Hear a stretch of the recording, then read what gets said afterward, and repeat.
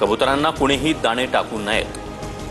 दादरमध्ये कबुतरखान्याजवळ बॅनरद्वारे आवाहन. कारवाई झाल्यास ट्रस्ट जबाबदार नाही, बॅनरवर उल्लेख. कबुतरखाना परिसरामध्ये पोलीस बंदोबस्त. इंडिया आघाडीचा मोर्चा उद्या केंद्रीय निवडणूक आयोगाच्या कार्यालयावर धडकणार. राहुल गांधींच्या मत चोरीच्या दाव्यानंतर देशभरात निवडणूक आयोगाविरोधात वातावरण तापायला सुरुवात. ठाकरेंच्या शिवसेनेचं उद्या राज्य सरकारविरोधात जनआक्रोश आंदोलन.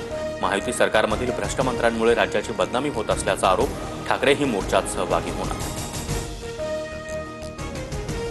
शिर्डी मतदारसंघातही मतदार नोंदणी घोटाळा. आयोगाकडे माहिती मागूनही दिली नाही. बाळासाहेब थोरात यांचा आरोप. तर स्वतःचं अपयश झाकण्यासाठी थोरातांचं बेताल वक्तव्य. राधाकृष्ण विखे पाटलांची टीका. एकनाथ शिंदे कधी बोलत नाहीत, मात्र शिंदेंचा पुढचा मार्ग कसा असेल याचा अंदाज लवकरच येईल. एकनाथ शिंदेंच्या दिल्ली दौऱ्यावर शरद पवारांचं मोठं वक्तव्य.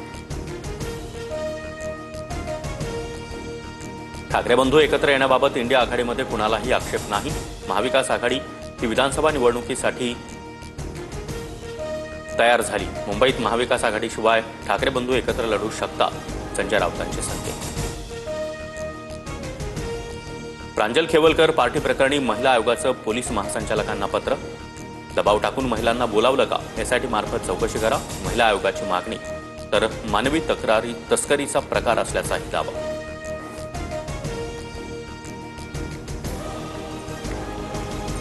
कामं मी करून देखील रावसाहेब दानवेंची बातमी कशी होते? जालन्याचे खासदार कल्याण काळे यांचं मिश्किल वक्तव्य.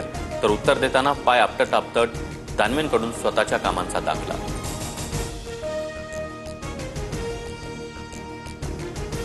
नागपूरच्या कोराडीमध्ये निर्माणाधीन गेटचा स्लॅब कोसळला. 15 ते 16 जण जखमी. सर्वांची प्रकृती स्थिर.